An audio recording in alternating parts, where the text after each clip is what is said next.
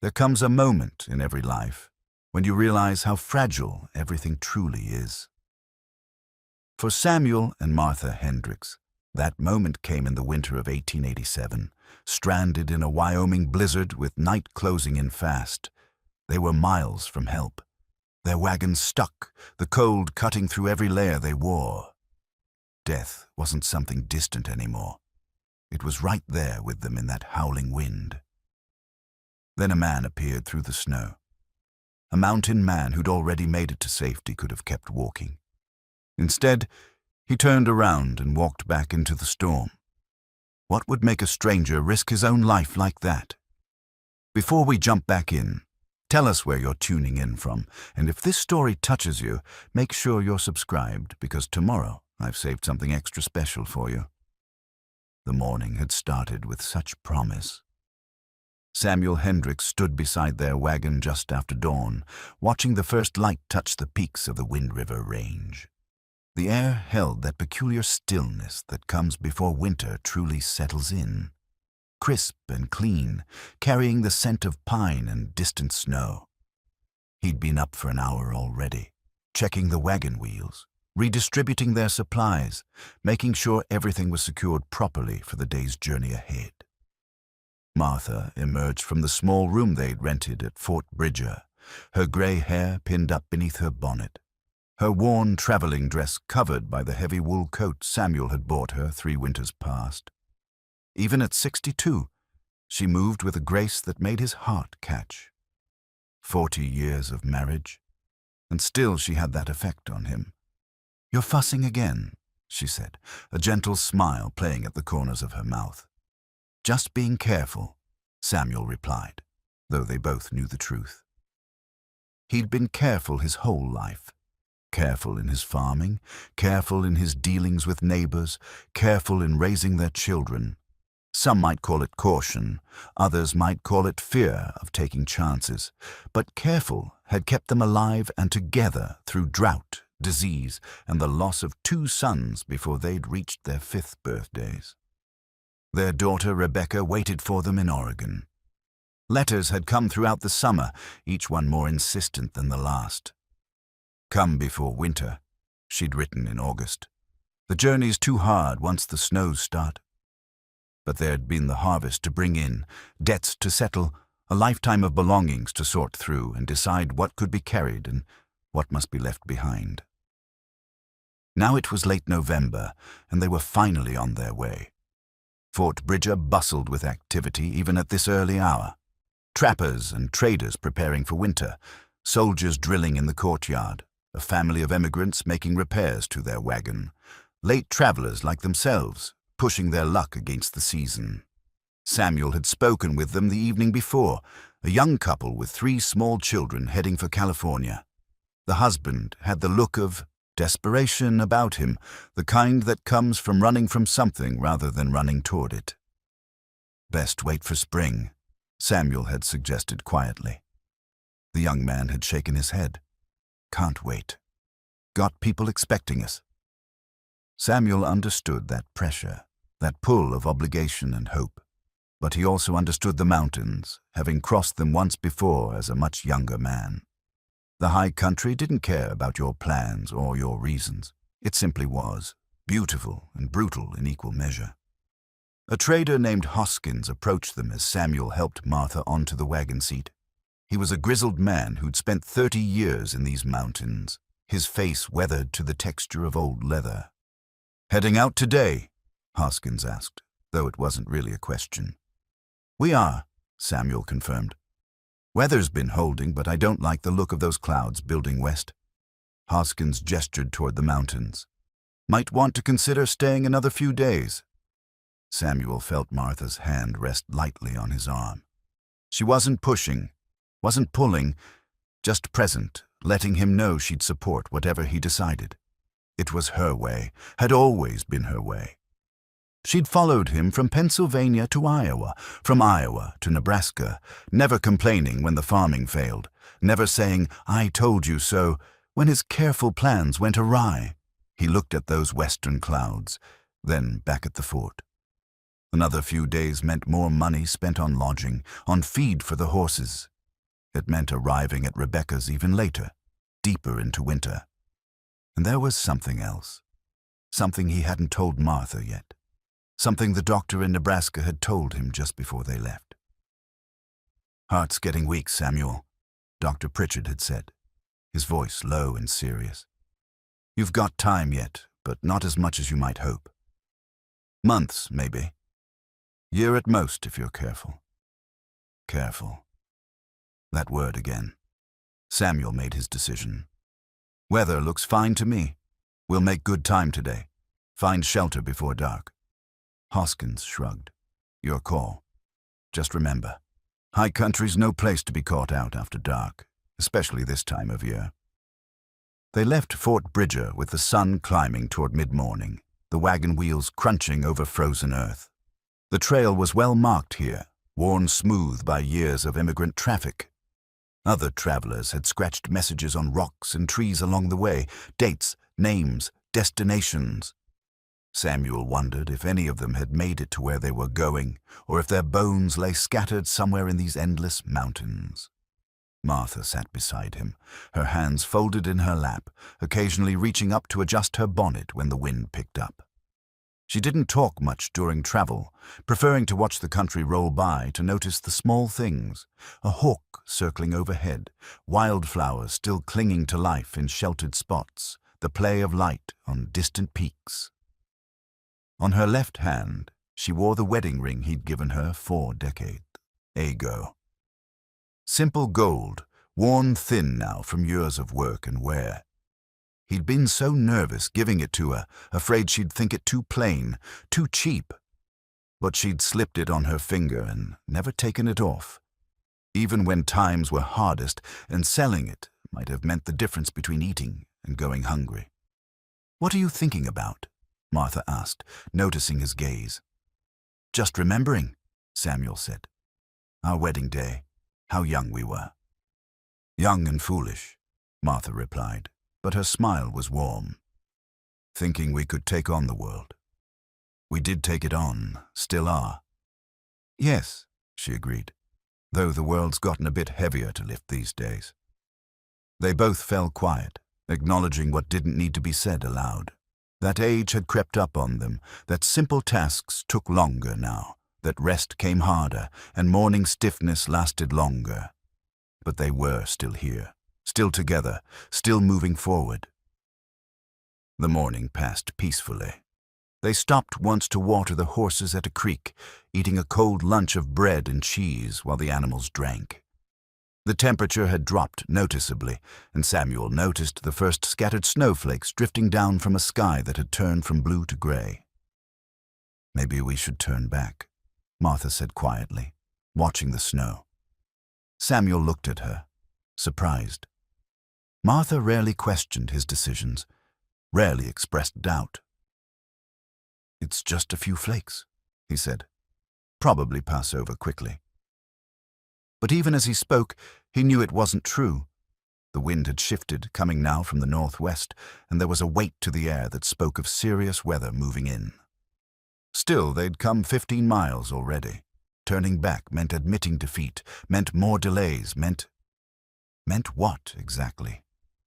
Why was he so stubborn about this? Because time was running short, because he wanted to see Rebecca one more time, wanted to meet the grandchildren he'd only heard about in letters, because if he was going to die, he wanted it to be out here, in the wild country, the way his own father had died, not wasting away in a bed, not becoming a burden. He hadn't planned it consciously, but now, watching the snow begin to fall in earnest, Samuel realized what he'd been doing all along. He'd been gambling with their lives, pushing forward when wisdom said to wait, all because of his own pride and fear. "We keep going," he said, his voice firmer than he felt. "There's a trading post another 10 miles up the trail. We'll make it before dark." Martha didn't argue. She simply pulled her coat tighter and resettled herself on the seat. They pushed on into the afternoon, into the thickening snow. The flakes fell faster now, accumulating on the trail, making it harder to see the path ahead. The horses struggled. their breath coming in great clouds of steam. Samuel kept the reins steady, guiding them forward, always forward. It was 3 hours later when the wheel hit the hidden rut. The crack echoed like a gunshot across the silent landscape. The wagon lurched violently to one side, throwing Martha against Samuel. He managed to keep his seat, hauling back on the reins to stop the horses before they dragged the broken wagon any farther. They climbed down to assess the damage. The rear wheel had snapped 2 spokes and bent the rim. It could be repaired, given time and the right tools, but not quickly. Not in this weather. Not with darkness coming on fast and the temperature dropping by the minute. Samuel stared at the broken wheel, feeling the weight of his mistake settle onto his shoulders like the snow settling onto the ground. He'd done this. His stubbornness, his pride, his refusal to listen to wisdom had brought them to this moment. "How bad is it?" Martha asked, though her voice suggested she already knew. "Bad," Samuel admitted. "We can't move the wagon like this." They stood together in the falling snow, miles from help, with night approaching and the storm intensifying. This was how it ended, Samuel thought. This was the price of his choices. Then Martha did something unexpected. She reached out and took his hand, her grip warm despite the cold. "We've been in tight spots before," she said calmly. "We'll figure this out together." Her faith in him, her absolute trust even now, broke something inside Samuel's chest. He wanted to confess everything, the doctor's warning, his half-formed plan to spare her the long decline, his foolish pride that had brought them to this place. But the words stuck in his throat. Instead, he squeezed her hand and said, "I'm sorry, Martha. I should have listened, should have waited." "Maybe," she replied, "but we're here now. So we deal with what is, not what might have been." They worked together to unhitch the horses, to gather what supplies they could carry if they had to abandon the wagon and walk. Samuel tried to repair the wheel, but his fingers were numb with cold and the light was fading fast. The snow fell heavier now, building up around them, erasing the trail they'd followed. As darkness settled over the landscape, Samuel realized they'd run out of options. They couldn't fix the wheel in these conditions. They couldn't walk out in the dark through deepening snow. They couldn't even build a proper fire with everything covered in white. They were going to die out here. He looked at Martha, wanting to say something profound, something worthy of 40 years together, but she was already looking at him, and in her eyes he saw no blame, no regret, only love and the quiet acceptance of whatever came next. That's when they heard it. A sound so faint at first that Samuel thought he'd imagined it. The crunch of footsteps in snow, growing closer through the storm. Someone was coming. The figure that emerged from the swirling snow looked like something from another age. A man built for this harsh country, weathered by it, shaped by it. He was tall, broad across the shoulders, moving with the steady confidence of someone who knew exactly where every step would land, even in near zero visibility. A massive bearskin coat covered him from neck to knees, the fur thick and dark, crusted with ice. His beard was shot through with gray, his face lined deep from years of sun and wind and cold. He stopped 10 feet from their broken wagon, taking in the scene with eyes that missed nothing. Samuel felt himself being assessed, measured, and he straightened his back despite the exhaustion that pulled at his bones. "Trouble with your wheel," the man said. It wasn't a question. "Broke about an hour ago," Samuel replied. "We were trying to make it to the trading post. Trading post burned down 2 years back. Nobody uses this trail much anymore." The man moved closer, examining the damaged wheel with a practiced eye. "You're a long way from anywhere safe." Martha stepped forward, her voice steady despite the cold that made her words come out in visible puffs. "We're heading to Oregon to see our daughter." The mountain man looked at her, and something in his expression softened almost imperceptibly. "Oregon's a fair piece from here, ma'am, especially in this weather." "How far to the nearest settlement?" Samuel asked, although part of him didn't want to hear the answer. Fort Bridger's 15 miles back the way you came. Nothing ahead for another 30, maybe more. He paused, studying the sky. This storm's just getting started. You'll be lucky to see morning if you stay here. Samuel felt Martha's hand find his in the darkness.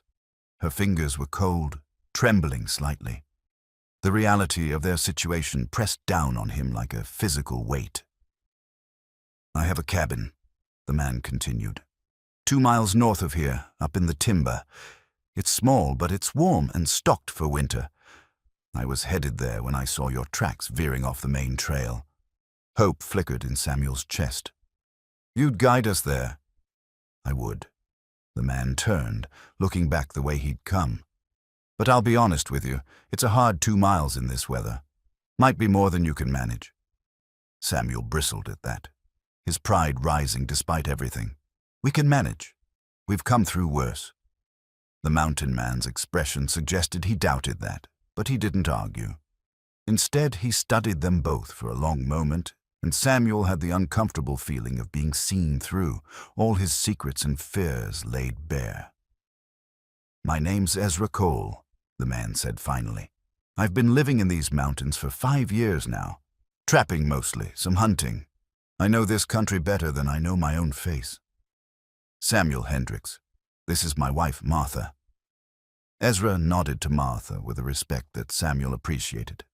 Out here, in the territories, you met all kinds of men, some who treated women as property, others who understood that survival often depended on a woman's strength as much as a man's.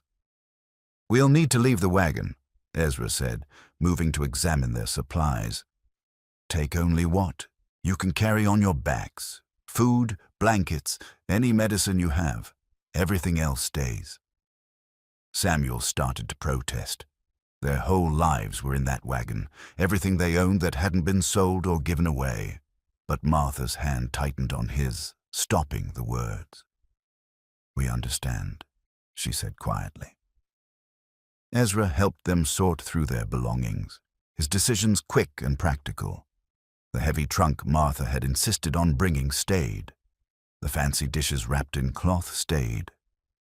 Even the small portrait of their sons, painted years ago, had to be left behind. Each item abandoned felt like another piece of their history being erased.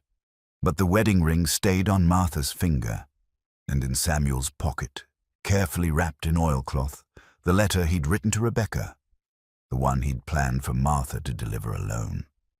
As they worked, Samuel studied Ezra Cole more closely. The man moved with an efficiency born of long practice, but there was something else there too, a kind of emptiness behind his eyes, as if he were going through the motions of living without fully inhabiting his own life. Samuel recognized that look. He'd seen it in men who'd lost everything that mattered and were just marking time until they could join whatever they'd lost. You live alone up there? Martha asked as she rolled blankets tight for carrying. I do. Must get lonely. Ezra's hands paused for just a moment in their work. I prefer it that way, Ma'am. Martha didn't press, but Samuel saw her exchange a glance with him. They'd learned over 40 years to read each other's thoughts, and he knew what she was thinking. This man was running from something, hiding from something. The mountains were full of such men, refugees from war, from loss, from lives that had broken them. When they'd packed what they could carry, Ezra produced a length of rope from somewhere in his coat. We tie ourselves together, he explained. Storm's getting worse. Visibility's going to be near nothing. This rope means we don't lose each other. He tied the rope around his own waist first, then secured it around Samuel, leaving about 10 feet between them. Martha was tied in last, another 10 feet behind Samuel. The arrangement felt uncomfortably like a chain gang, but Samuel understood the necessity. I'll break trail, Ezra said. You follow in my steps exactly. Don't try to see where we're going. You won't be able to. Just watch my back and put your feet where I put mine. If you fall, stay down until I come back for you. If you try to get up in a panic, you might pull us all down, and then we're all dead. Understood? Samuel nodded, though the instructions sent a chill through him that had nothing to do with the temperature. "Mrs. Hendricks?" Ezra looked past Samuel to Martha. "I understand," she said clearly. "One more thing." Ezra pulled the bearskin coat from his shoulders. Underneath he wore a thick wool shirt and a leather vest, but it was still far less protection than the massive coat. Before Samuel could protest, Ezra had wrapped the bearskin around Martha, fastening it with leather ties. It dwarfed her, dragging the ground, but the warmth of it was immediate and obvious. "You can't," Martha started. "I can and I will," Ezra cut her off gently. "I'm used to this cold. You're not. Besides, that coat's too big for me anyway. Traded for it off a trapper who was 7 feet tall. Been trying to grow into it for 3 years now." It was a lie, Samuel knew. A kindness wrapped in a joke to make it acceptable.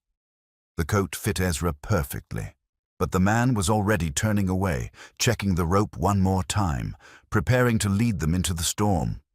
Samuel wanted to say something, to acknowledge what this stranger was doing for them. Ezra had been safe, had been heading home to his cabin and his solitude.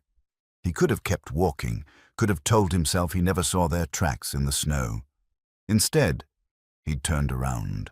He'd come back into the storm. "Why?" Samuel asked, the word coming out before he could stop it. Ezra looked at him, snowflakes catching in his beard, his eyes distant with some private memory. "Because 5 years ago, nobody came back for me," he said quietly. "And I've been living with that ever since." Before Samuel could ask what he meant, Ezra turned and started walking north, into the teeth of the storm. The rope went taut, pulling at Samuel's waist. He glanced back once at their wagon, at the life they were leaving behind, then looked ahead at Martha's face barely visible through the snow. She nodded to him, that simple gesture that had carried them through 40 years of troubles. They started walking. The first 100 yards weren't so bad. Ezra's trail was clear enough to follow, his broad back visible ahead in the swirling white. But as the trees closed in and the wind picked up, funneling through the timber with a sound like distant screaming, the world shrank to just a few feet in every direction. Samuel concentrated on putting one foot in front of the other, on keeping his eyes on the rope that connected him to Ezra. Behind him, he could feel Martha's presence through the tension in the line, could sense when she stumbled or when the going got harder. Each time he wanted to turn back to help her, but Ezra's instructions had been clear. Keep moving forward. Trust the rope. Trust the man breaking trail ahead. The snow deepened as they climbed. What had been ankle-deep became knee-deep, then deeper still where drifts had formed. Ezra plowed through it like a force of nature, never slowing, never stopping. Samuel tried to match his pace, but his legs were older, his lungs burning with the effort and the cold. Twice he stumbled, going down to his knees in the snow. Both times, Ezra stopped immediately, the rope going slack, and waited for Samuel to regain his feet before continuing. No judgment, no impatience, just the steady presence of someone who understood that survival meant going at the speed of the slowest member. They'd been walking for what felt like hours, but might have been only 30 minutes when Samuel's legs simply gave out. One moment he was upright, struggling forward, and the next he was face down in the snow, the cold shocking against his skin. He tried to push himself up, but his arms wouldn't cooperate. Behind him, he felt Martha jerk to a stop, heard her calling his name. The rope around his waist tightened as Ezra came back down the trail. Strong hands gripped his shoulders, lifting him as easily as if he were a child. "I'm all right," Samuel gasped, though they both knew it was a lie. "Just need a moment." "We're halfway there," Ezra said, his voice close to Samuel's ear. "Can you make it the rest of the way?" Samuel wanted to say yes. Wanted to be the strong man he'd been 30 years ago, the man who'd cleared land and built houses and provided for his family through sheer determination. But that man was gone, worn away by time and illness and the accumulated weight of living. "I don't know," he admitted. Ezra was quiet for a moment, then, "Your wife's watching. What do you want her to see?" It was a challenge, but not a cruel one. A reminder that sometimes we find strength not in ourselves, but in who we're trying to be for others. Samuel looked back through the snow and saw Martha's face, pale and frightened, but resolute. 40 years, and she'd never given up on him. Never stopped believing he could be the man she needed. He couldn't quit now. "Let's go," Samuel said, finding his feet again. They continued into the darkness, into the storm that showed no sign of easing. And somewhere ahead, invisible in the night, was a cabin that might as well have been in another world for all Samuel could tell. But Ezra Cole kept walking, kept leading them forward, and so they followed. Because sometimes faith isn't about seeing the destination. Sometimes it's just about trusting the man holding the other end of the rope. The shelter appeared so suddenly out of the storm that Samuel thought at first he was hallucinating. One moment there was only white darkness and endless snow. The next there was a darker shape. Angular, man-made, solid. A structure, actual walls and a roof. "There," Ezra said, and the relief in his voice was palpable. Even the mountain man hadn't been entirely certain they'd find it. The shelter was small, barely more than a large shed, built into the lee side of a rock outcropping. One corner had partially collapsed, probably under snow load from previous winters, but the majority of the structure stood intact. The door hung crooked on leather hinges, half open to the storm. Ezra pushed it wider, and they stumbled inside out of the wind. The sudden absence of that constant howling was almost shocking. The silence rang in Samuel's ears. They stood in the darkness, breathing hard, snow melting off their clothes and forming puddles on the packed earth floor. "Stay here," Ezra said. "I'll check for animals." He moved deeper into the shelter, and Samuel heard him rustling around, making noise deliberately to scare off any creatures that might have taken up residence. A moment later, "Clear, just some old droppings, but nothing recent." Samuel's legs finally gave out completely. He slid down the wall until he was sitting on the cold floor, his injured ankles screaming now that he'd stopped moving. Martha collapsed beside him, still wrapped in the massive bearskin coat. "We made it," she whispered, and her voice held the kind of wonder usually reserved for miracles. "Not out of danger yet," Ezra warned, already moving around the space with purpose. "Cold will kill us just as sure as the storm if we don't get warm. Samuel, can you move?" "In a minute. Now, move around, get your blood flowing. Mrs. Hendrix, you too. Walk, move your arms, anything. Don't let your body shut down." It was the last thing Samuel wanted to do, but he understood the necessity. He forced himself up, hobbling in small circles, Martha beside him. Ezra, meanwhile, was gathering what he could find in the shelter. A few pieces of ancient firewood stacked in one corner, some kindling that might have been left by the last occupant years ago, anything that would burn. In the center of the shelter was a rough fire ring made of stones. Ezra cleared out the old ashes and began building a new fire with practiced efficiency. From inside his shirt, he pulled a small metal box. A tinderbox, Samuel realized, one of the old-fashioned kind with charred cloth and flint. "This might take a while," Ezra said, striking the flint against steel. "Wood's damp from the storm, but we'll get it going." He struck again and again, tiny sparks flying, but not catching. Samuel watched, mesmerized, as Ezra worked with patient determination. Each strike was deliberate, controlled.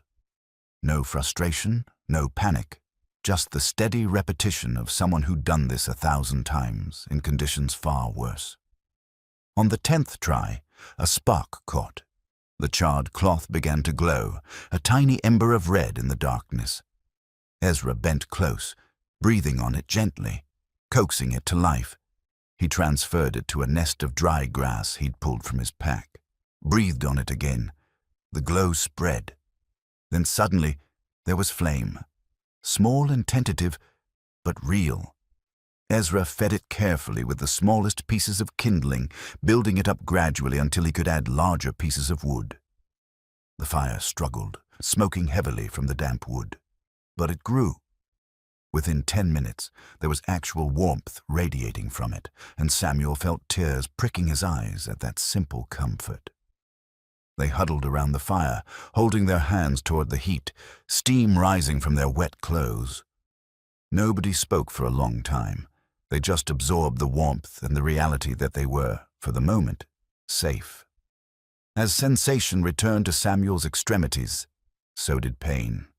His ankle throbbed viciously. His fingers and toes burned with returning circulation.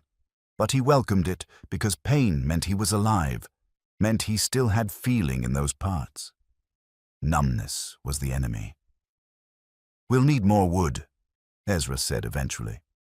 "This won't last the night, and we need to keep the fire going until the storm passes." "I'll help," Samuel offered, though the thought of going back out into that cold made him want to weep. "You'll stay here and tend your ankle. I'll go." Ezra stood, pulled his coat tighter. "Mrs. Hendricks, you keep the fire going. Add wood slowly. We can't afford to let it get too hot and burn through our supply too fast." "Wait," Martha said. She reached into the bearskin coat and pulled out a piece of cloth. Samuel recognized it as a scarf she'd been wearing. "Take this. At least cover your face." Ezra accepted it with a nod of thanks, wrapped it around his lower face, and headed for the door. Before he left, he turned back. "If I'm not back in an hour, don't come looking. Just keep warm and wait for daylight." Then he was gone, the door swinging shut behind him, the storm's roar suddenly audible again in his absence. Samuel and Martha sat together by the fire, watching the flames dance. The light played across the shelter's walls, revealing old marks, initials carved into wood, dates going back decades. This place had saved others before them. Samuel wondered how many of those people had made it to their destinations, and how many had left their bones somewhere in these mountains. "Samuel," Martha said quietly, "tell me the truth. How bad is your ankle?" He considered lying, then decided she deserved better. "Bad. Swelling's gotten worse. I can barely put weight on it. When we get to Oregon, we'll find a proper doctor, get it looked at." "Martha." "No." Her voice was firm. "We're going to make it. Both of us. I won't hear otherwise." Samuel looked at his wife of 40 years, saw the determination in her face, and made a decision. She deserved the truth. All of it. "There's something I need to tell you," he began, "about why I was so insistent on making this trip now, even with winter coming." Martha turned to face him fully, the firelight making her eyes bright. "I'm listening. Before we left Nebraska, I went to see Dr. Pritchard. Been having pains in my chest, trouble catching my breath. I thought it was just age, but—" He paused, the words harder than he'd expected. "He said my heart's failing. Said I had months, maybe a year if I was careful." Martha's face went very still. "How long have you known?" "Since September. 3 months.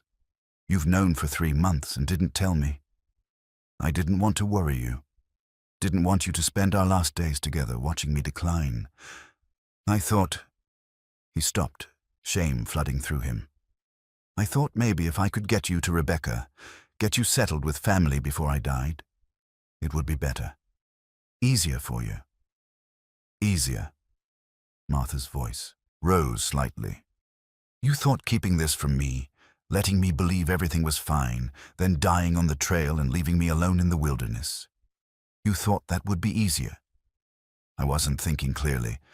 I just knew I was running out of time, and I wanted to see Rebecca once more, wanted to know you'd be cared for when I was gone." Martha was quiet for a long moment, staring into the fire. When she finally spoke, her voice was thick with emotion but controlled. "Samuel Hendricks, you are the most foolish, stubborn, well-meaning man I've ever known, and I love you more than my own life. But I swear, if you ever keep something like this from me again—" She stopped, unable to continue. Samuel reached for her hand, found it cold despite the fire. "I'm sorry." I'm so sorry." "We promised each other," Martha said. "In sickness and in health. That means I get to be there for the sickness too.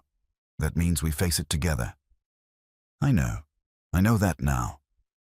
The door burst open, and Ezra staggered in carrying an armload of broken branches crusted with snow. He kicked the door shut and dropped the wood near the fire.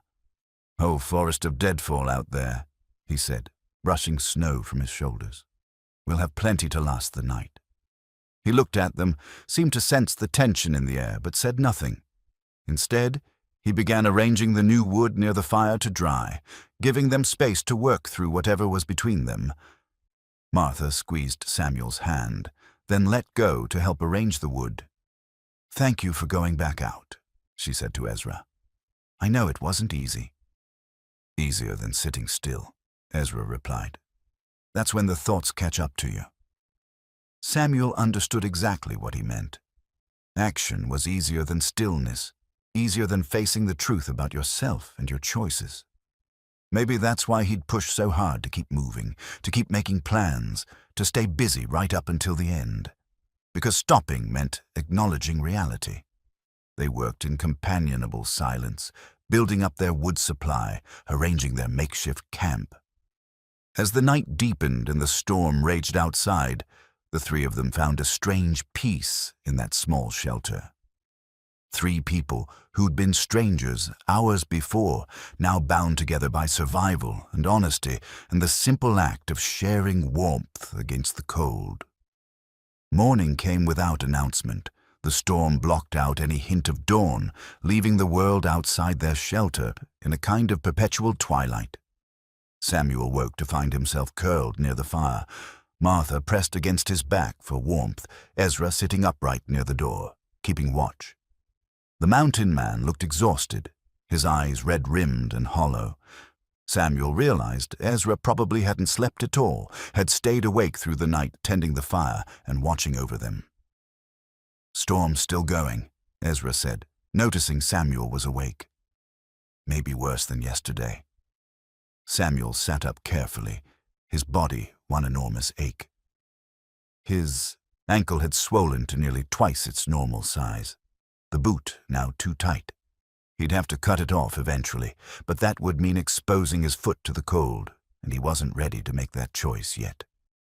Martha stirred, woke, assessed the situation with the quick efficiency of someone who'd spent a lifetime making decisions about what needed to be done. "We're low on wood already," she observed. "We burned through it faster than I'd hoped," Ezra admitted. "I'll need to go out again. Find more." "Not alone," Samuel said, though the thought of going back into that cold made his stomach clench. "You can barely walk, and we need someone to stay with Mrs. Hendrix, keep the fire going. Martha can come with you. I'll keep the fire." "Samuel," Martha started. "I'm slowing you down," Samuel interrupted. "Have been since we started. Out there gathering wood, my ankle will just make things harder. Better I stay here. Keep warm. Keep the fire alive." He saw the protest forming on Martha's lips, saw her weighing her desire to stay with him against the practical necessity of the situation. Finally, she nodded. "All right. But Ezra and I go together. Nobody goes alone." Before they left, Ezra did something unexpected. He reached into his shirt and pulled out a small piece of cloth, a handkerchief, delicate and carefully folded. Even in the dim firelight, Samuel could see the embroidery work on it, intricate patterns done by a skilled hand. "My wife made this," Ezra said quietly, holding it as if it were made of spider silk. "Worked on it for months. Gave it to me on our 5th anniversary. His thumb traced the initials, stitched into one corner. "I've carried it every day since she died. Never could quite let it go." Martha stepped closer, looking at the handkerchief with the understanding of someone who'd done similar work, who knew the hours and love that went into such a piece. "It's beautiful. I thought—" Ezra paused, seeming to struggle with the words. "I thought holding on to it kept her close. But maybe I've just been holding on to grief. Maybe it's time to let go." He looked at Samuel then, his eyes carrying a weight of meaning. You keep this while we're gone. It got me through 5 years of hard times. Figure it might help you through the next few hours." Samuel accepted the handkerchief with careful hands, understanding this was more than a simple loan. This was Ezra offering up his most precious possession, trusting them with his grief and his memories. It was an act of faith, of connection, of someone finally reaching out after years of isolation. "We'll keep it safe," Samuel promised. Ezra and Martha prepared to leave, wrapping themselves against the cold, checking that they had the rope to tie between them. Before they stepped out, Martha came to Samuel, bent down, and kissed his forehead, a gesture so tender and unexpected that it brought tears to his eyes. "Don't you dare die while I'm gone," she whispered. "Wouldn't dream of it." Then they were out the door, and Samuel was alone. The solitude pressed in immediately. The shelter felt larger without them, the walls farther away, the storm's howl louder. Samuel fed the fire carefully, following Ezra's instructions about maintaining it without burning through their supplies too fast. He held the handkerchief gently, studying the embroidery work. Ezra Cole had been talented, patient. The stitches were tiny and perfect. The kind of work that required good light and steady hands and hours of dedication. Had she known, when she made this, that it would become her husband's connection to her memory? Had she imagined Ezra carrying it for years, unable to let go? Probably not. She'd probably just wanted to make something beautiful for the man she loved. Samuel thought about the letter in his pocket, the one he'd written to Rebecca explaining everything, his illness, his choices, his apologies. He'd meant for Martha to deliver it after he was gone, had planned his own ending without consulting anyone. What a fool he'd been, what a prideful, stubborn fool. Time passed strangely in the shelter. Without the sun to mark the hours, Samuel had no sense of how long they'd been gone. 20 minutes, an hour, 2 hours. He caught himself watching the door, listening for sounds of their return, fighting down the rising panic each time he imagined them lost, separated, frozen somewhere in the storm. His fever started gradually. At first he thought it was just the heat from the fire, but soon he recognized the familiar pattern. Chills despite the warmth, aches in his joints, a fog settling over his thoughts. The infection in his ankle must be spreading, his weakened body unable to fight it off effectively. He tried to stay alert, tried to keep feeding the fire, but his hands grew clumsy and his vision blurred. At some point he realized he was lying down, the handkerchief still clutched in his fist, the fire burning low. Got to get up, he thought. Got to add wood. Got to stay alive. But his body wouldn't obey. The fever had him now, dragging him down into confusion and half-dreams. He saw Rebecca as a little girl running through a field of wheat, saw his sons, the ones who died so young, playing together in some distant meadow. Saw his father, stern and weathered, watching him with eyes that held both judgment and love. "Not yet," his father seemed to say. "Your work's not finished." What work? Samuel wanted to ask. What's left for me to do? But his father was already fading, and the fever was pulling him deeper.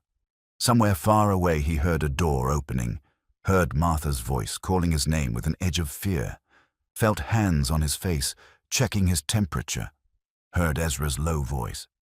"Fever's set in. We need to cool him down, but carefully." "Samuel." Martha's voice was close now, urgent. "Samuel, stay with me. Stay with me." "I'm trying," he wanted to say. "I'm trying so hard."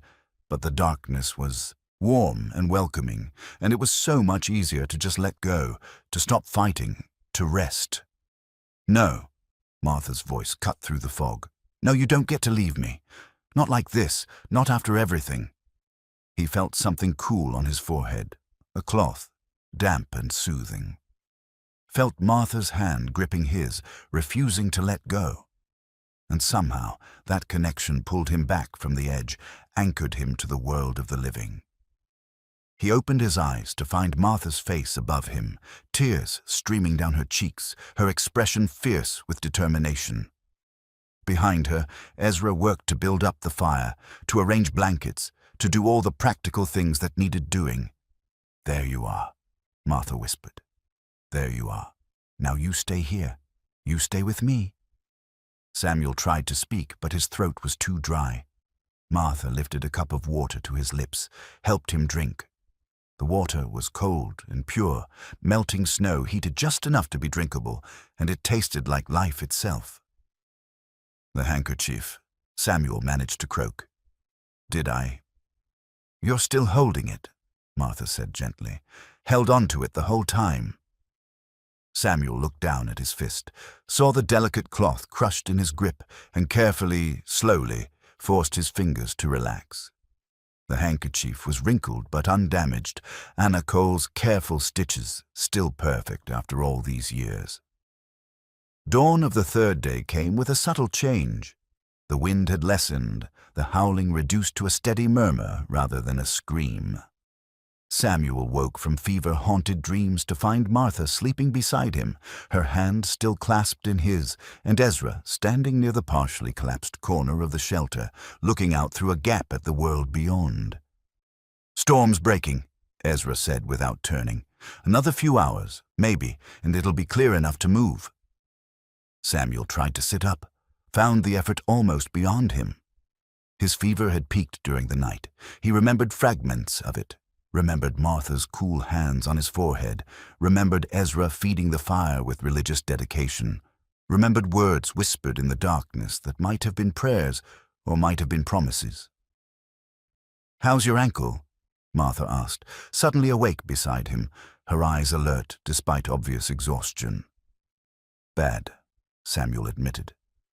There was no point in lying anymore. "Needs proper treatment, soon." "There's a settlement," Ezra said, still watching the storm. "Wasn't sure before, but I saw smoke yesterday, before the weather got worse. About 5 miles east of here, down in the valley. If we can get there, we'll get there," Martha interrupted. "We've come this far." Samuel looked at his wife, at the determination in her face that hadn't diminished despite 3 days of hell, and felt something break inside him. She deserved better than his secrets, better than his pride-driven decisions. She deserved the truth. "Martha," he said quietly, "I need to tell you something. Need Ezra to hear it too. Samuel, you need to rest." "No, this can't wait." He reached into his coat with trembling fingers, found the oilcloth-wrapped package he'd carried all this way. "There's a letter. For Rebecca. I wrote it before we left Nebraska." Martha took the package, unwrapped it carefully. The letter inside was addressed to their daughter in Samuel's careful script. She looked at it, then at him, questions in her eyes. "Open it," Samuel said. "Read it out loud. Both of you need to know." Martha broke the seal with careful fingers, unfolded the paper. In the dim morning light filtering through the shelter, she began to read. "My dearest Rebecca, if you're reading this, then I have departed this world, and your mother has made it safely to Oregon with the help of a good man I pray Providence sent to help her. I need you to know that my death was not an accident or a tragedy, but a choice made with what I believed was love." Martha's voice faltered. She looked at Samuel, horror and understanding dawning in her eyes. "Keep reading," Samuel said gently. "The doctors told me in September that my heart is failing. Months left, they said, maybe a year. I could have told your mother, could have let her nurse me through the decline, watch me waste away, but I couldn't bear that. Couldn't bear being a burden, couldn't bear seeing the pity in her eyes every time I grew weaker." Martha's hand shook, the paper rustling.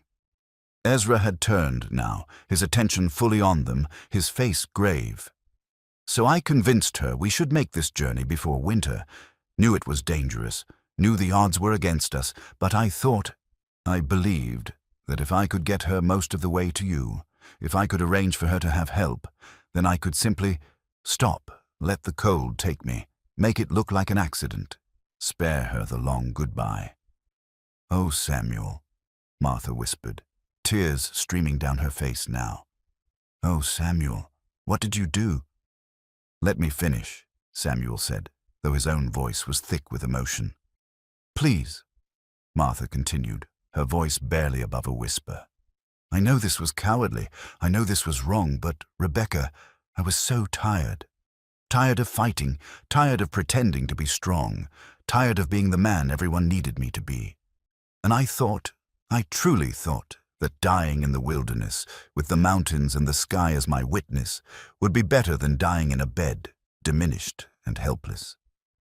The shelter was utterly silent except for the crackling fire and the wind outside. "I'm writing this in case my plan succeeds, in case your mother arrives alone so she'll understand. So she'll know it wasn't her fault, so she'll know I loved her too much to let her watch me fade away. Your father, Samuel Hendris." Martha finished reading and sat motionless, the letter in her lap, tears falling onto the paper and smudging the ink. When she finally spoke, her voice was raw with hurt and anger. "You were going to leave me out there, in the snow, alone. I thought Ezra would help you. You thought wrong." Her voice rose. "You thought you could make that choice for me, could decide what I could and couldn't handle. After 40 years, you still don't understand." "Martha." "No." She stood up, the bearskin coat falling away, her small frame somehow commanding in the dim light. "You don't get to do this. You don't get to love me so much that you think you can protect me from grief by inflicting something worse." Ezra spoke then, his voice quiet but carrying weight. "Mr. Hendris, I've seen a lot of death in these mountains. I've seen men die from accidents, from stupidity, from bad luck, but the worst deaths, the ones that haunt me, are the ones that were chosen. Because they don't just kill the person. They kill something in everyone left behind." "I know that now," Samuel said, shame flooding through him. "I understand, but at the time you were scared," Martha interrupted, her anger softening slightly. "Scared of being weak, scared of being dependent, scared that I wouldn't love you anymore if you couldn't be strong." "Yes," Samuel admitted, the word barely audible. "Samuel Hendris, I didn't fall in love with your strength. I fell in love with your heart, your kindness, the way you looked at me like I was the only woman in the world. And those things, they don't diminish just because your body does." She knelt beside him again, took his face in her hands. "I don't need you to be strong. I need you to be honest. I need you to let me be there, let me help, let me love you through whatever comes. That's what marriage means. Not just the good parts, all of it." Samuel felt tears running down his cheeks, 40 years of held emotions finally breaking through. I'm so sorry I put you through this, put us all through this." "You should be sorry," Martha said, but her voice was gentle now. "But you're also going to make it right. You're going to survive this. You're going to get to Oregon, and you're going to let me take care of you when you need it, without shame, without pride getting in the way. Can you do that?" "I can try." "Good. Because I'm not done with you yet. We've got grandchildren to meet, a daughter to see, a whole life still to live. Your heart might be failing, but we're not giving up until it absolutely quits. You understand me?" Samuel nodded, unable to speak past the lump in his throat. Ezra had been standing quietly during this exchange, but now he stepped forward. "Mr. Hendris, can I be honest with you? Please. When I lost my wife and daughter, I thought I'd lost everything worth living for. Spent 5 years hiding in these mountains, convincing myself that isolation was better than risking that kind of pain again. But these past few days, watching you two, the way your wife fought for you, the way you finally let yourself be vulnerable, it made me realize something." He paused, looking at the handkerchief still lying near the fire. "We don't honor the people we've lost by giving up. We honor them by living, by connecting, by being brave enough to love even when we know it might hurt. Anna would have hated seeing me the way I've been. would have told me to stop hiding and start living again. So what will you do? Martha asked. I'm going to see you both to that settlement. Make sure you're safe. Make sure Mr. Hendrix gets proper care. And then, he smiled slightly, the first real smile Samuel had seen on his face. Then maybe I'll stop running. Maybe I'll go to Oregon with you if you'll have me. Meet your daughter, help you get settled. Find out if there's still a place in this world for a man who's spent too long alone. Martha reached out and took Ezra's hand, then Samuel's, linking the three of them. We'd be honored to have you, wouldn't we, Samuel? More than honored, Samuel agreed. You saved our lives. Both of them. The least we can do is share our family with you. The light through the gaps in the shelter was growing stronger now. The storm was definitely breaking, the world beyond their small refuge becoming visible again. Patches of blue appeared in the sky and the snow had stopped falling. We should prepare to move, Ezra said. That settlement's not going to come to us. They spent the next hour organizing what supplies they had, preparing Samuel for the journey ahead. They cut the boot off his swollen ankle, wrapped it as best they could with cloth torn from their spare clothes. It would be agony to walk on, but they had no choice. Staying here meant dying when their supplies ran out. Before they left, Martha did something unexpected.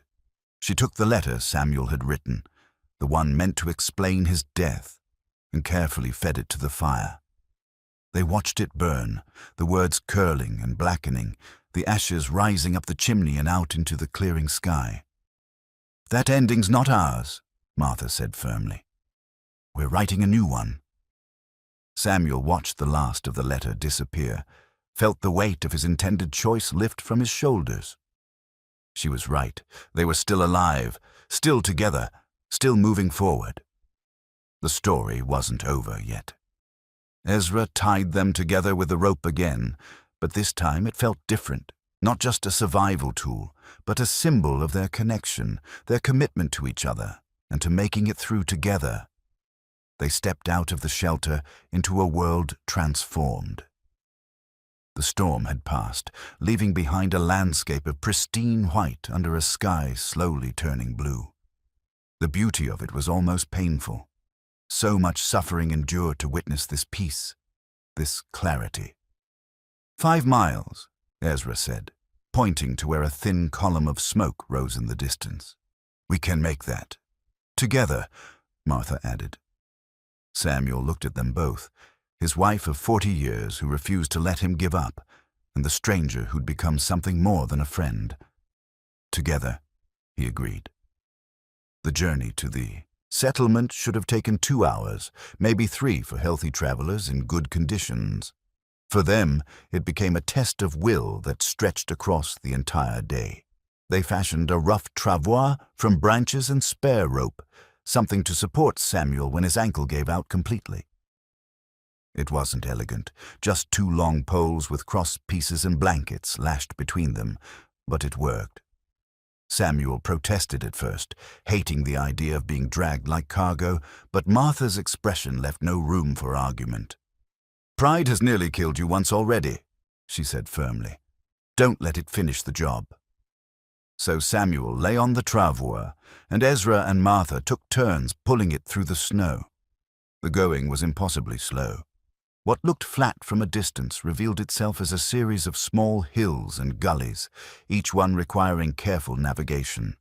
The snow was deep in places, requiring them to break trail before they could drag the travois through. And Samuel's fever, though less intense than yesterday, kept returning in waves that left him delirious and shaking. But they pressed on.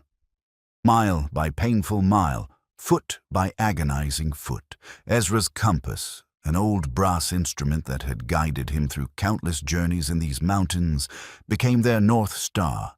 He'd take it out every few hundred yards, check their bearing, adjust their course. The smoke they'd seen from the shelter was no longer visible.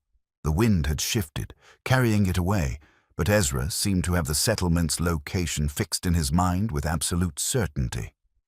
You trust that thing?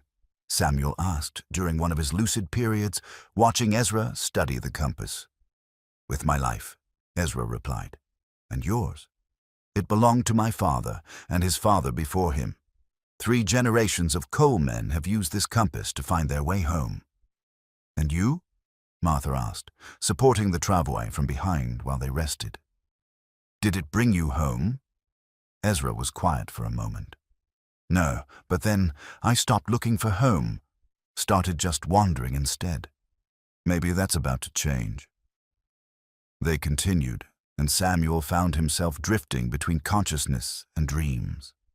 In his dreams, he was young again, walking through fields with Martha, both of them laughing about something he couldn't quite remember. Then he was older, holding his sons before they died, feeling their small hearts beating against his chest. Then he was somewhere else entirely, somewhere warm and bright, and someone was calling his name. "Samuel," Martha's voice cut through the fog. "Samuel, wake up. We need you awake." He opened his eyes to find they'd stopped. Ahead of them, perhaps half a mile away, he could see buildings, actual structures, a real settlement. They'd made it. They were going to survive. But between them and safety lay one more obstacle. A river cut across their path, its dark water visible through a covering of ice that looked treacherous and unstable. The ice was thick enough to be white, and solid in some places, but thin and translucent in others. And there was no way around it. The river curved through the valley, and going around would add miles they didn't have. "How wide is it?" Martha asked. 30 feet, maybe 40. Ezra studied the ice carefully. "In summer, you could wade across, but now we have to cross on that ice," Samuel finished, understanding the problem immediately. "And there's no guarantee it'll hold our weight." "There are ways to test it," Ezra said. "But even if it holds me, that doesn't mean it'll hold the travois with you on it. Too much weight concentrated in one spot, and it could break through." They stood looking at the ice, all 3 of them understanding the implications. They were so close. The settlement was right there, smoke rising from chimneys, the promise of warmth and safety and proper medical care. But between here and there was a crossing that could kill them just as surely as the storm. "What if we lighten the travois?" Martha suggested. "Leave behind everything we don't absolutely need." "Won't be enough," Ezra said. "Even just Mr. Hendricks' weight might be too much for the weak spots." "Then I walk," Samuel said, though the thought of putting weight on his ruined ankle made him want to weep. "You can barely stand, let alone walk 40 feet across uncertain ice." They were quiet, each of them thinking through options, none of them good. Samuel watched a bird fly overhead. Some winter sparrow, hardy enough to survive this weather, and envied its ability to simply fly over obstacles rather than having to face them. Then he had an idea, a terrible, dangerous idea, but perhaps their only choice. "What if we distribute the weight?" he said. "Not all together, but spread out." Ezra looked at him. "What do you mean?" "I walk. But you and Martha support me on either side, one arm over each of your shoulders. That way my weight is on both of you, not concentrated in one spot. We move slowly, test each step. If the ice starts to crack, you both let go and get clear. I'll take my chances." "Absolutely not," Martha said immediately. "I'm not letting you drown to save myself." "Martha." "No. If we're doing this, we do it together. All of us make it or none of us do." Ezra studied the ice again, then looked at Samuel with something like respect in his eyes. "It might work. Might. We'd need to move very carefully, test every step. And if it starts to go..." "We all get clear," Martha interrupted. "Nobody gets left behind. That's not negotiable." They spent the next 30 minutes preparing. Ezra cut 2 long poles from nearby trees, stripped them of branches. These would be used to probe ahead, testing the ice before they put weight on it. They redistributed what little gear they carried, making sure nothing was so heavy it would drag someone down if they went through the ice. Martha took the handkerchief from Samuel, tucked it carefully into her dress. If "Something happens to me," she said. "You make sure Ezra keeps this. Pass it on to someone who needs it." "Nothing's going to happen to you," Samuel said fiercely. "I won't allow it." "You don't get to decide that, Samuel Hendris, but I appreciate the sentiment." When they were ready, they approached the ice. Ezra went first, testing each step with his pole, listening for the groan and crack of ice under stress. The first few steps were solid. The ice here was thick, milky white, clearly safe. But 20 feet out, it began to change. Clearer ice, which meant thinner, more dangerous. Samuel stood between Martha and Ezra, an arm over each of their shoulders, trying to keep as much weight as possible on his good leg. Pain radiated from his injured ankle with every small movement, but he gritted his teeth and stayed silent. Complaining wouldn't help anyone. They moved forward together, one careful step at a time. The ice groaned beneath them, a deep, unsettling sound that Samuel felt through the soles of his feet. He tried not to think about the dark water below, about how cold it would be, about how quickly someone could die in water that temperature. Halfway across, the ice cracked. Not a catastrophic break, just a small fissure that appeared beneath Ezra's foot and spread outward like a spider web. They all froze, hardly breathing, waiting to see if the ice would hold or if this was the beginning of the end. The crack stopped spreading. The ice held, but barely. "We need to redistribute," Ezra said quietly. "Move apart slightly. 3 separate points of pressure instead of concentrated weight." They shifted, Samuel now walking mostly on his own, Martha and Ezra on either side, but not quite touching him. It was agony on his ankle, white-hot pain that made black spots dance in his vision. But he forced himself to keep going. Another step, another crack, this one smaller. The ice groaned again, a sound like the earth itself was protesting their passage. Samuel could see the far bank now, less than 15 feet away. So close, so impossibly close. 10 feet, 9, 8. The ice gave way beneath Samuel's good leg. One moment he was standing, the next he was falling, the crack opening up beneath him like a hungry mouth.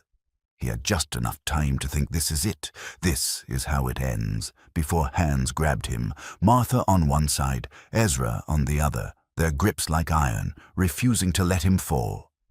The ice around them was breaking now, multiple cracks spreading, the whole section becoming unstable. They had seconds, maybe less. "Move!" Ezra shouted, and they lunged forward together, Samuel between them, all 3 scrambling for the solid ice near the bank. His injured ankle screamed as it took weight, but there was no choice now, no time for caution. It was move or die. They hit the solid ice just as the section behind them collapsed completely, dark water surging up through the hole. Another 3 seconds and they would have been in it. Another 5, and they would have been under it, trapped beneath the ice with no way up. They crawled the last few feet onto the snowy bank and collapsed, gasping, hearts racing. For a long moment, nobody spoke. They just lay there, breathing hard, feeling the solid ground beneath them, alive when they had every reason to be dead. "That," Martha said finally, "was closer than I ever want to come again." "Agreed," Ezra said. Samuel couldn't speak at all. The pain in his ankle had become absolute, drowning out everything else. He felt consciousness slipping away again, felt the fever returning with a vengeance, felt his body finally saying enough. "I've done all I can." "Samuel?" Martha's face appeared above him, concerned. "Samuel, stay with us. We're almost there, just a little bit farther." But the darkness was pulling at him again, and this time he wasn't sure he had the strength to resist. The last thing he saw before he passed out was the settlement ahead, smoke rising from chimneys, and above it all a clear blue sky. The storm finally, truly over. Then nothing. Night fell over the settlement, and with it came the worst hours. Samuel's fever spiked again as his body fought the infection, and Dr. Morrison warned them that the next 24 hours would be critical. Either his body would win the fight, or the infection would spread despite her best efforts. Martha refused to leave his side. She sat in a wooden chair beside the clinic bed, holding his hand, occasionally wiping his forehead with a cool cloth when the fever made him delirious. Ezra stayed too, sitting near the door, keeping his own vigil. The settlement had provided them with everything they needed: clean clothes, hot food, a warm place to rest, but none of it mattered if Samuel didn't survive. In his fever, Samuel talked. He called out for his sons, the ones who died so young. He spoke to his father, asking for forgiveness for things Martha didn't understand. He recited fragments of prayers and pieces of conversations from 40 years of marriage. And through it all, Martha listened, learning things about her husband she'd never known, seeing into corners of his heart he'd kept hidden even from her. "I'm sorry," he said at one point, his eyes open but not quite focused on her. "Should have been stronger. Should have been better." "You were perfect," Martha whispered back. "You were exactly what I needed." Ezra stood and moved closer, drawn by something in the conversation. "Mr. Hendris," he said quietly. "Samuel, can you hear me?" Samuel's eyes found him, clarity returning for a moment.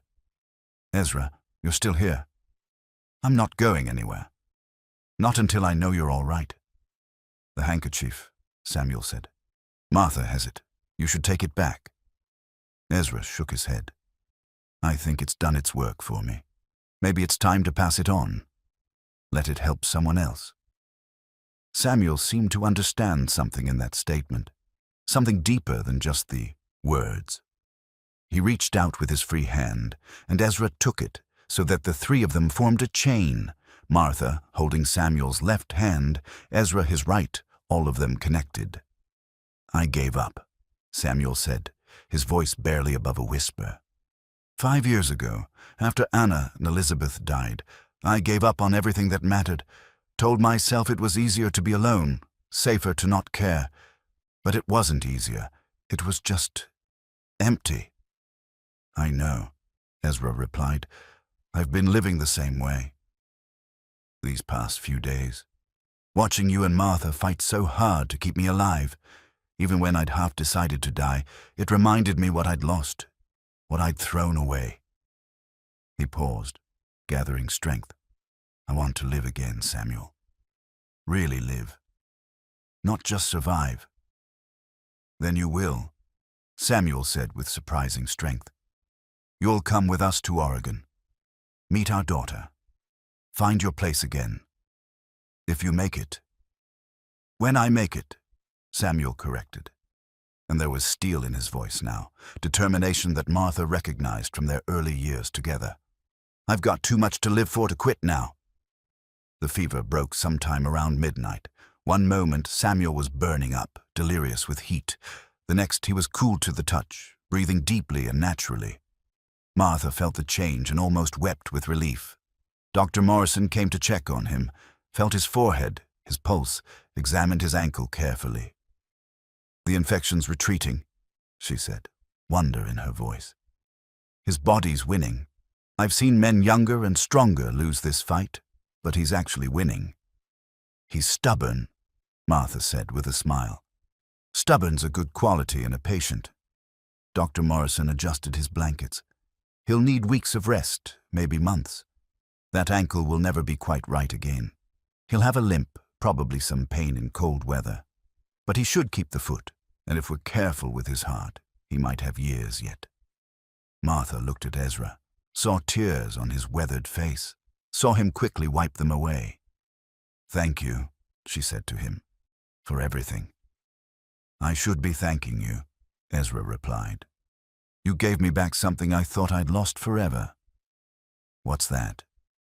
"Hope." The next morning brought a visitor, the settlement's telegraph operator, a thin man with spectacles and ink-stained fingers. "Dr. Morrison said you needed to send word to Oregon?" "Yes," Martha said, realizing they should have thought of this sooner. "To our daughter. She'll be worried." The operator produced a pad and pencil. "What would you like to say?" Martha thought for a moment, then dictated, "Rebecca, your father and I caught in blizzard. Safe now in Wyoming settlement. Father recovering from injury, but will be fine. Coming to Oregon in spring. Bringing a friend. Love, mother and father." The operator wrote it down. "Read it back." "That'll go out within the hour. Should reach Oregon by tomorrow." After he left, Samuel, awake now and lucid, looked at Martha. "Bringing a friend? Unless Mr. Cole has changed his mind about joining us?"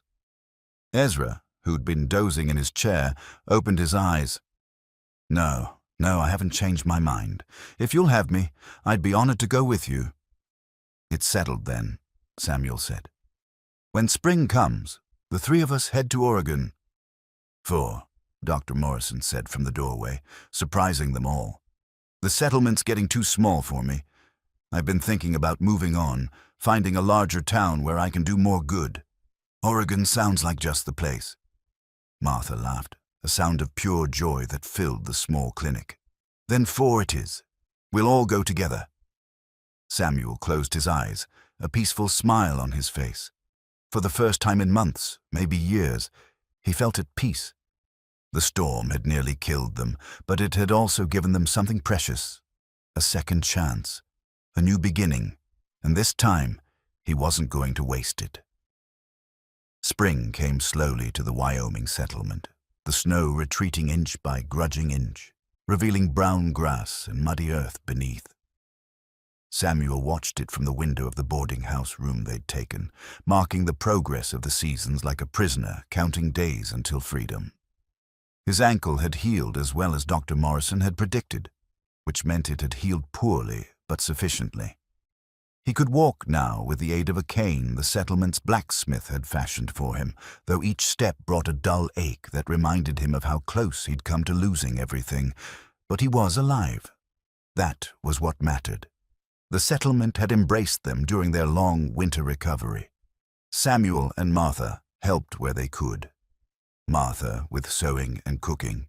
Samuel with bookkeeping for the general store once he was well enough to sit up for long periods.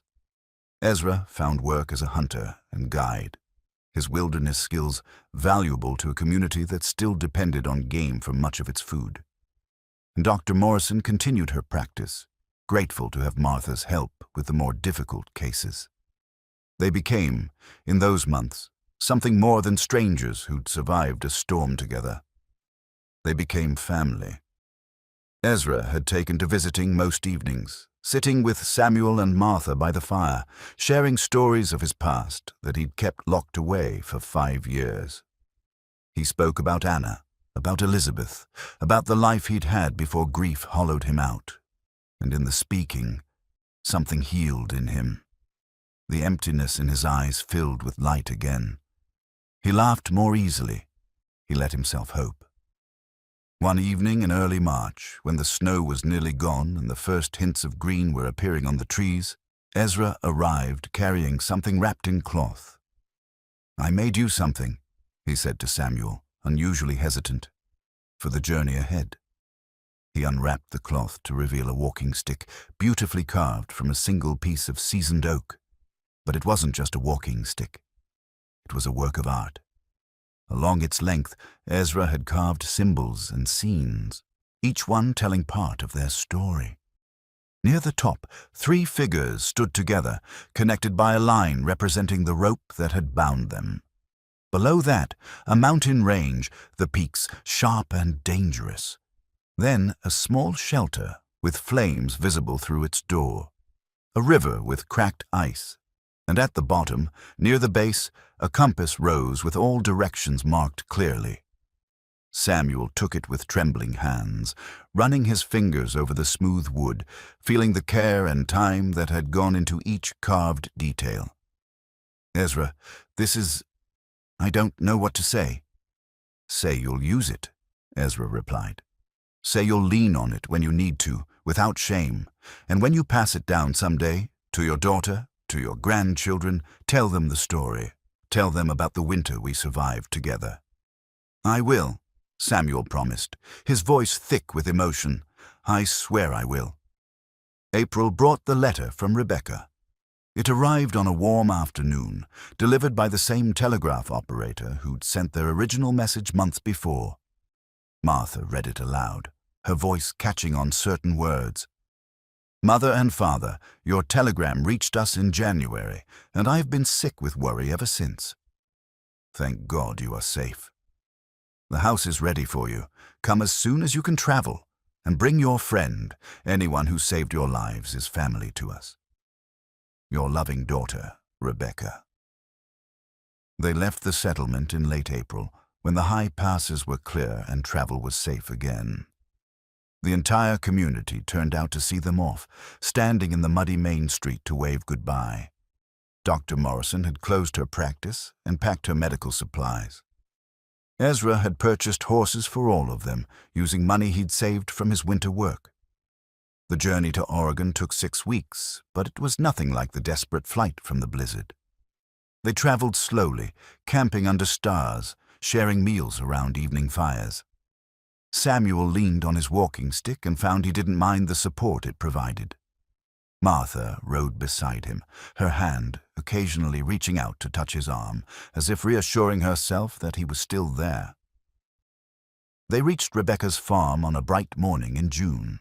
The valley spread out before them like something from a painting. Green fields, grazing animals, a sturdy house with smoke rising from its chimney. As they descended the final hill, Samuel saw a woman emerge from the house, shading her eyes to look at them. Then she was running, her skirts hiked up, calling for someone inside.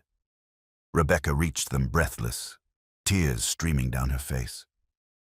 She was 35 now, no longer the girl who'd left them 5 years ago, but a woman grown, and behind her came 3 children, the grandchildren Samuel had feared he'd never meet. Martha dismounted and went to her daughter, and the 2 women embraced, holding each other as if they might never let go. Samuel climbed down more slowly, leaning on his walking stick, and his grandson, Samuel, Jr., 8 years old, approached him with wide eyes. "Are you really my grandfather?" the boy asked. "I am," Samuel confirmed, kneeling with some difficulty to look the child in the eye. "And this is your grandmother, and this is our dear friend Ezra Cole and Dr. Sarah Morrison. We've all come a very long way to meet you." The boy's eyes went to the walking stick. "What are those pictures?" "Those are stories," Samuel said. "Would you like to hear them?" The boy nodded eagerly, and Samuel found himself telling the tale. The blizzard, the rope, the shelter, the crossing. He told it simply, without embellishment, but the children listened with rapt attention. Rebecca stood beside Martha, her arm around her mother's waist, tears in her eyes as she heard how close she'd come to losing them both. When the story was done, Samuel's eldest grandson reached out and touched the carved figures on the walking stick. "You were very brave," he said solemnly. "No," Samuel corrected gently. "We were very lucky, lucky to have each other, lucky to have help when we needed it, lucky to get a second chance." That evening, they sat together on Rebecca's porch. All of them, the family expanded now to include Ezra and Dr. Morrison. The children played in the yard, their laughter carrying across the valley.